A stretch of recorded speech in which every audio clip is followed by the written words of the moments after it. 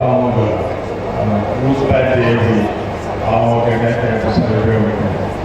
I also want to appreciate the chairman as well as the distinguished guests, comrades, our elders, friends and colleagues who are all gathered here today to do all the work is due. By associating with Baba Olujola's birthday. Actually, a discussion of this nature normally will take quite some time because there are no way we're going to discuss the progressive movement in Africa without talking about a lot of issues. But because of the little time I have, I want to make a few distinctions by saying that there's what is called popular democracy. That is, democracy that works and operates in the circuit of the working people. And there's also what is called liberal democracy. The type of democracy that respects and recognizes what we call formal rights without necessarily guaranteeing the good things of life for the majority of people. I stand here to associate with the revolutionary popular democratic movement, and which Baba Oluwide has also been a mentor for over decades of our own involvement in that movement in So, a discourse of the popular democratic movement in Africa, we necessarily have to deal with our issue of slavery that lasted 400 years, the hemorrhage of human and material resources that have come in that for almost 5 centuries. It also has to say something about the issue of coloniality that we suffered in this part of the world.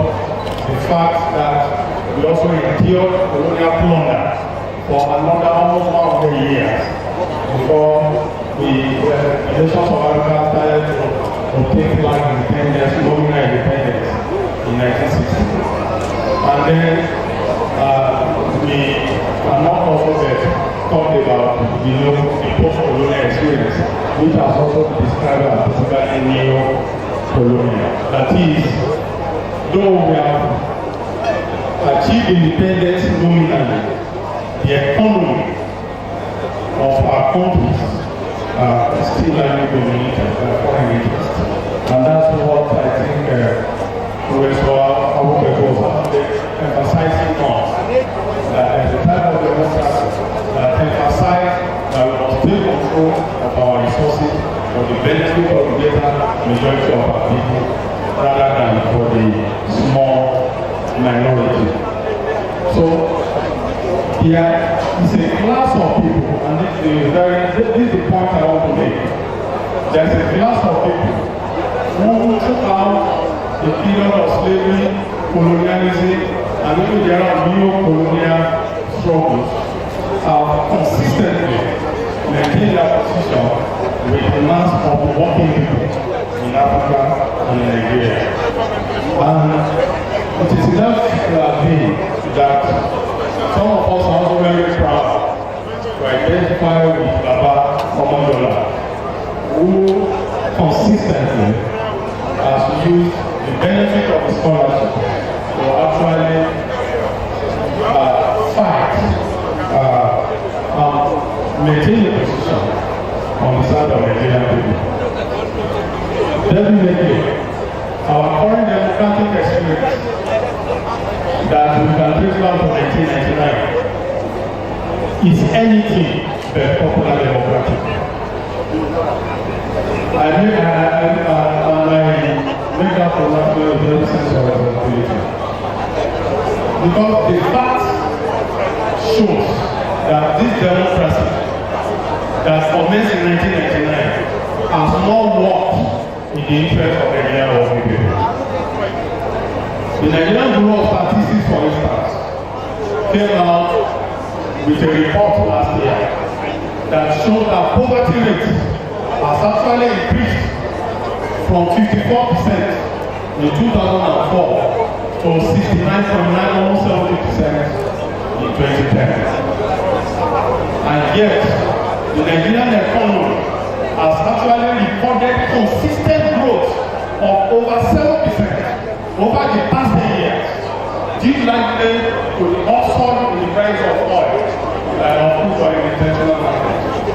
But the gains of this are not rubbed off in any way on the mass of Nigerian working people. The social statistics in Nigeria remain very big.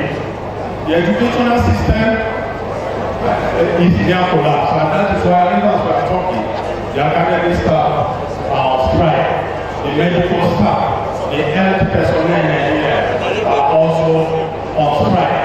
The public health system, the public education system are under closure. So that is why some of us insist that the current so-called democratic process we are employing is anything but popular democracy. So it is in that vein that I also want to associate with Baba. I knew Baba for the first time in 1988 as one of the leaders of the National Nigerian Student Dance, who was prosecuting a major campaign against the structural adjustment program of President Babangida at that time, and also clamoring for the new democratic transition at that time.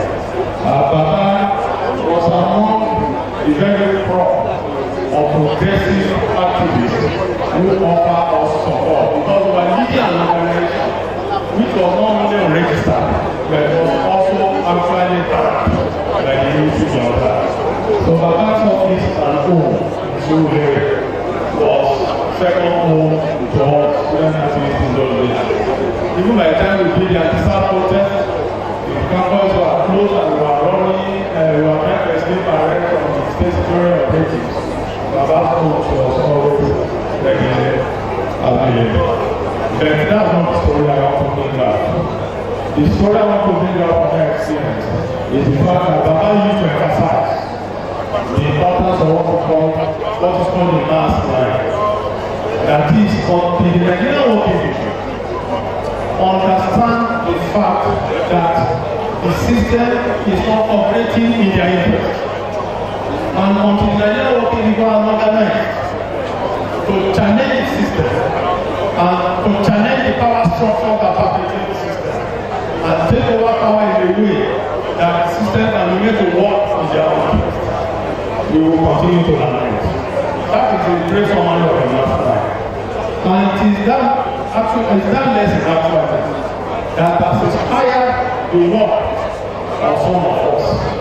And that is why today some of us are also taking the gambit. We do not only work for the trade union movement, we also feel that we have a going to organize Nigerian working people, Nigerian informal sectors, Nigerian informal economy. The carpenters, the mechanics, the tailors, all mobilized to understand that they have a stake in this system and that stake, that interest will always remain on their right once they are organized to challenge the existing power structures and to pose the right kind of process that will lead to genuine popular democracy. So, it's on that note. I also want to appeal, and I want to take the liberty, though I'm not having any private discussion with Baba Oluwide. I want to take the liberty of the fact that I know Baba is also strongly in support of my call that we should all rise up to ask questions about what we actually want. Is it the kind of democracy we struggled for in the 80s against the military? Is it the kind of democracy that some of us actually pay the supreme sacrifice? Because some of our colleagues and governments actually died in the cause of fighting for democracy under the military. But today, like I said before, we have a system under which the economy is supposedly growing at a remarkable 7%, and yet poverty is escalating every day. So that's the post I want to put to all of us, so that as we move forward, especially towards America 2050, we begin to define and align with forces that actually represent the genuine popular democracy in Nigeria. Thank you very much.